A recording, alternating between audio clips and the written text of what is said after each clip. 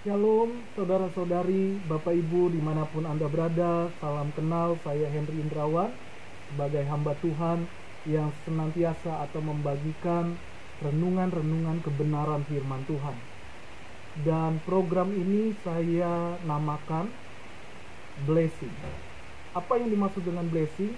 Yaitu anugerah atau diberkatilah, dengan kata lain.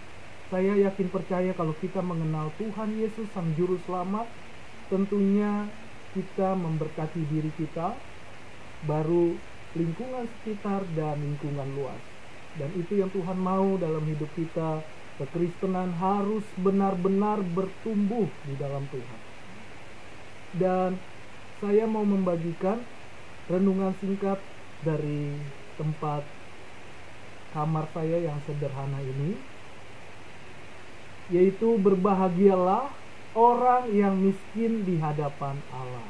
Loh, mengapa disebut berbahagia orang yang miskin di hadapan Tuhan Allah yang Esa? Kita akan mendengar kebenaran firman Tuhan, namun sebelumnya kita awali dengan doa. Mari satukan hati, kita berdoa. Tuhan Yesus, kami datang kepadamu, kami memerlukan Engkau. Kami memerlukan pewahyuan, pengertian. Roh Kudus, urapi hamba-Mu yang tidak ada apa-apanya, sehingga kami yang mendengar firman-Mu dibangkitkan iman, keyakinan kami, dan kami teguh di dalam Tuhan. Apapun tantangan, dalam Yesus selalu ada jalan keluar. Terima kasih Tuhan, dalam nama Yesus. Haleluya. Amin.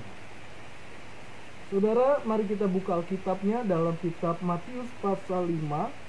Saya baca di ayat 1 sampai ayat 3. Judul di sini adalah khotbah di bukit. Ucapan bahagia. Perhatikan, ketika Yesus melihat orang banyak itu, naiklah ia ke atas bukit, dan setelah ia duduk, datanglah murid-muridnya kepadanya. Dalam situasi ini, begitu banyak orang yang ingin tahu, bahkan bukan hanya ingin tahu saja, tetapi ingin mengalami suatu perubahan, suatu mujizat. Siapakah pribadi Yesus itu? Dan kita tahu bahwa Yesus adalah anak Allah. Sehingga dalam pelayanan Tuhan, ketika berada di dunia ini, begitu banyak orang berbondong-bondong. Datanglah murid-muridnya kepada Yesus. Ayat 2, maka Yesus pun mulai berbicara dan mengajar mereka, katanya. Sesuatu yang sangat penting dalam hidup adalah pengajaran firman, perkataan Tuhan sendiri. Dalam kitab Amsal dikatakan takut akan Tuhan adalah awal permulaan pengetahuan. Dan Tuhan Yesus sebelum melakukan mujizat, pasti dia mengawali dengan firman, pengajarannya, supaya orang tidak tersesat dan tidak salah arah. Karena di dunia ini begitu banyak pengajaran-pengajaran yang tanda kutip membawa kebenaran atau keselamatan. Tetapi kita percaya di dalam Yesus satu-satunya kebenaran. Dan akulah kebenaran, akulah hidup yang kekal. Tidak ada seorang pun yang datang kepada Bapa tanpa melalui Yesus. Nah, saudara, di ayat yang ketiga dikatakan berbahagialah, atau terjemahan lain dikatakan bergembiralah. Artinya bahwa Allah berkenan terhadap mereka, terhadap orang yang miskin di hadapan Allah. Sekali lagi saya ulangi di ayat 3 Matius 5 ini, berbahagialah orang yang miskin di hadapan Allah, karena merekalah yang empunya kerajaan sorga. Merekalah yang pasti memiliki hidup yang kekal. Nah saudara, saya yakin percaya bahwa pada zaman itu begitu banyak orang mengikuti Yesus berbondong-bondong, dan pasti sebagian besar adalah mereka memiliki atau hidup dalam ke bawah atau ekonomi menengah. Apakah itu nelayan, apakah itu peternak, dan lain sebagainya. Nah, dikatakan di sini bahwa Tuhan berkata supaya banyak orang dapat memahaminya. Karena Tuhan tidak berbicara tentang harta dunia, tapi Tuhan menggunakan bahasa yang miskin di hadapan Allah. Tuhan Yesus itu Allah yang hidup. Dia mengasihi orang miskin dan juga orang kaya. Karena di mata Tuhan, orang miskin atau orang kaya itu sama di hadapan Tuhan. Tapi apa maksudnya berbahagialah orang yang miskin di hadapan Allah? Ada dua makna. Di sini berbicara tentang spiritual atau roh kita, hubungan. Karena manusia terdiri dari roh, jiwa, dan tubuh.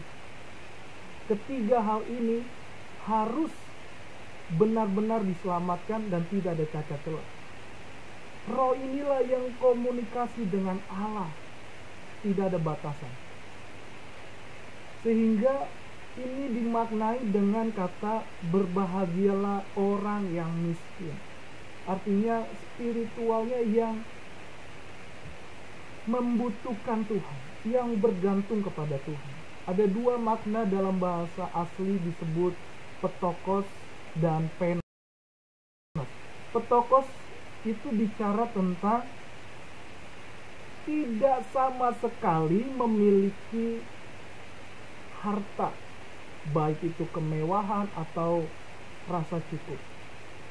Tidak sama sekali memiliki. Artinya bahwa hidupnya harus bergantung kepada Tuhan atau kepada Allah atau kepada orang yang menolong dia. Itu yang dimaksud dengan petokos. Kalau penos, dia masih mempunyai, tetapi hidupnya tidak memiliki kemewahan, hanya sederhana saja.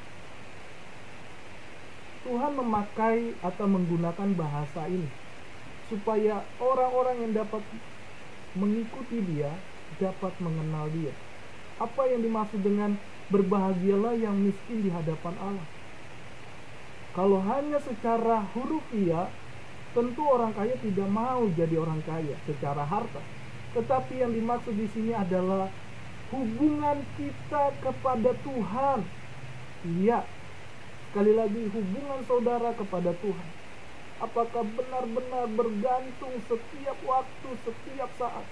Dikala saudara sulit atau susah, atau dalam sakit penyakit, atau dalam tekanan hidup, berbagai hal, atau ketika saudara mulai naik derajat, apakah saudara tetap bergantung kepada Tuhan? Apakah saudara masih mencari dia di dalam roh dan kebenaran firman Tuhan? Nah, yang kita gunakan lebih tepatnya adalah petokos. Benar-benar bergantung kepada Tuhan. Tanpa pertolongan Tuhan hidup kita tidak ada apa-apa, tidak ada artinya, tidak ada makna. Jadi saudara, ayo kita bergantung sama Tuhan. Selama engkau masih bisa bernapas, selama engkau mengenal Tuhan dengan benar, mengasihi Tuhan dengan doa, memuji, menyembah Dia, membaca firman-Nya, maka rohani hidup, kerohanian kita hidup. Roh kita akan semakin koneksi dengan Tuhan.